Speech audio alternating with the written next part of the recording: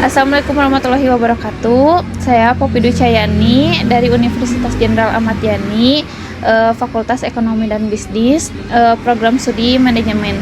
Di sini saya akan mewawancarai salah satu pemilik usaha. Boleh diperkenalkan? Oke, terima kasih Teh Poppy untuk kesempatannya. Izin memperkenalkan diri. Nama saya Intan Rahmawati. Saya di sini sebagai perwakilan atau anak dari pemilik usaha, yaitu dari Bapak Nandang.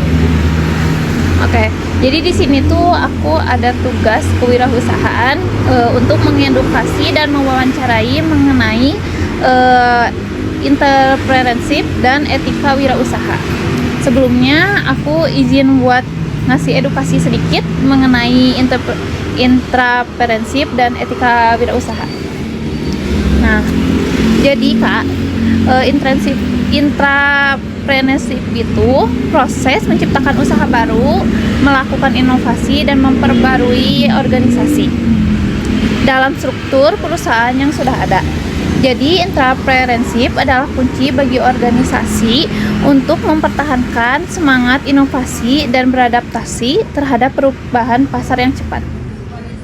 Lalu mengenai etika usaha, etika wirausaha sering disebut dengan etika bisnis, merupakan seperangkat norma, nilai dan moralitas yang wajib dipatuhi oleh seseorang wirausaha dalam menjalankan usahanya. Terus aku ada beberapa sedikit pertanyaan nih mengenai usaha kakak. Yang pertama tentang entrepreneurship dulu, boleh? Nah, yang pertama, bagaimana penerapan kejujuran dalam penjualan, khususnya terkait harga dan kualitas barang? Untuk kejujuran terkait harga dan kualitas barang yang kita terapkan di sini itu karena kita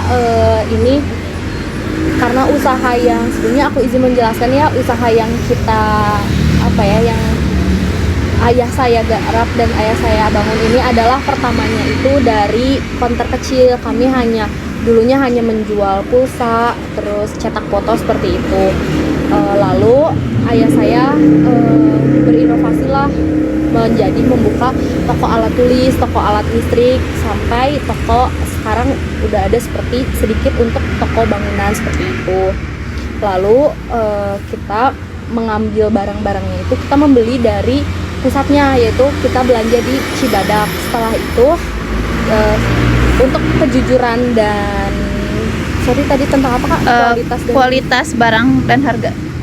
Untuk kualitas dan harga barangnya itu setelah kita membeli, lalu kita melakukan pengecekan ulang sebelum kita jual kepada konsumen seperti itu. Baik, terus bagaimana toko ini memastikan tidak menjual barang yang cacat tanpa pemberitahuan kepada pelanggan? Tentu karena kita sudah melakukan pengecekan di awal gitu. Jadi kita hanya menjual barang-barang yang memang sudah lulus pengecekan gitu.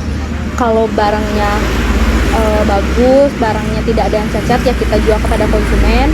Kalaupun ada yang cacat, kita keep dan kita akan returkan kepada pusatnya.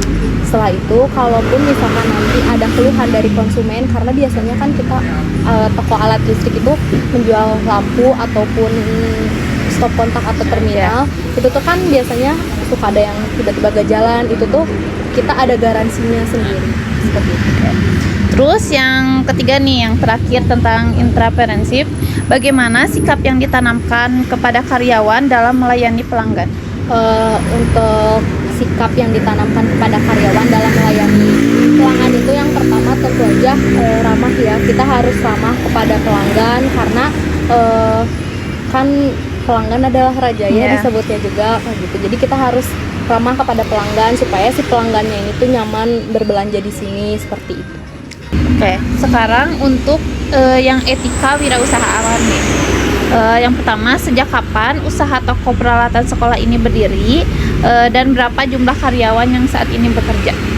Toko ini berdiri pada tahun 2011 awalnya. Itu pun hanya kecil-kecilan seperti counter dan cuma cetak foto biasa. Terus mulai menjual alat tulis dan sebagainya macamnya itu dari 2013 sampai sekarang 2025. Untuk jumlah karyawannya? Untuk jumlah karyawan sekarang itu ada 3 orang. Oke. Terus untuk pertanyaan kedua, apakah karyawan diberikan kepercayaan untuk mengambil keputusan tertentu, misalnya dalam melayani pelanggan atau mengatur stok barang? Ya, karyawan diberi kepercayaan untuk melayani pelanggan dan mengatur stok barang. Seperti misalkan stok barang alat tulis mulai menipis. Ada salah satu karyawan yang sering mencatat stok apa saja yang perlu di restock seperti itu. Terus untuk pertanyaan ketiga, apakah ada pelatihan atau pembelajaran yang diberikan kepada karyawan untuk meningkatkan keterampilan kerja mereka? Untuk pembelajaran melayani pelanggan itu untuk melayani agen seperti tarik tunai, store tunai ataupun transfer seperti itu. Untuk yang lainnya hanya diberikan pemahaman secara mendasar, lalu sisanya memperhatikan karyawan yang sudah lama. Terus menurut kakaknya nih, seberapa penting peran karyawan dalam keberlangsungan dan perkembangan usaha ini? Sangat penting karena kalau nggak ada karyawan, jujur keteteran, pasti keteteran banget. Terus juga